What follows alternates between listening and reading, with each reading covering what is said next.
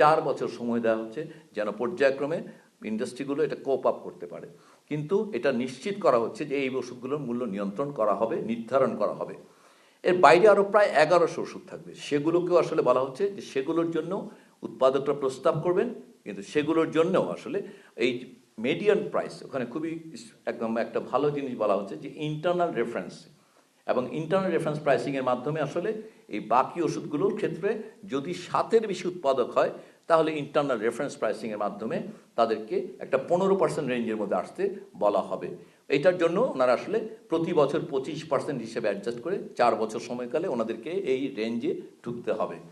যদি 7-এর কম উৎপাদক ওষুধটা তৈরি করে সেই ক্ষেত্রে ইন্টারনাল রেফারেন্স প্রাইসিং এবং এক্সটার্নাল রেফারেন্স মানে দেশের বাইরে অন্যান্য জায়গায় এই ওষুধটা উৎপাদন যেখানে হয় সেই মূল্যটাকে পিপিপি অ্যাডজাস্টমেন্ট করে সেটা দেখা হবে যে ইন্টারনাল এবং এক্সটার্নালের মধ্যে কোনটা কম, এবং সেইটা অনুযায়ী তাদেরকে আসলে মূল্য দেওয়া হবে, মূল্য অনুমোদন দেওয়া হবে। অতএব এটা তারা প্রস্তাব করবেন, সরকার অনুমোদন দেবেন, কিন্তু অনুমোদন দেওয়ার নীতিমালাটা আমরা বলছি এটা হচ্ছে মোটা দাগে এগুলো সবগুলোই আসলে যেহেতু একটা গেজেট আকারে আদেশ আকারে আসবে, অতএব আমরা অতটা ডিটেইলে যাচ্ছি না যে প্রত্যেকটা কি। এরপরও আরও 3 ধরনের ক্যাটাগরি আছে। একটা হচ্ছে যারা নাকি আউট অফ প্যাটেন্ট ড্রাগ বাংলাদেশে নতুন আসবে, আজকে যে ড্রাগগুলো আছে তার বাইরে যে ড্রাগটা নতুন আসবে সেগুলোর জন্য একটা ফর্মুলা তৈরি করা আছে। বায়োলজিক্যালস যেগুলো নাকি আজকাল সবচেয়ে বেশি র্যাপিডলি এক্সপান্ডিং একটা ফিল্ড অফ মেডিকেল সায়েন্স, ওখানে বায়োলজিক্যালস ইমিউনোমডুলেটরস এই ধরনের ড্রাগগুলোর জন্য আলাদা একটা ক্যাটাগরি আছে। আর আন্ডার প্যাটেন্ট যেগুলো প্যাটেন্টেড মলিকুল সেইগুলোর জন্য আলাদা ফর্মুলা আছে।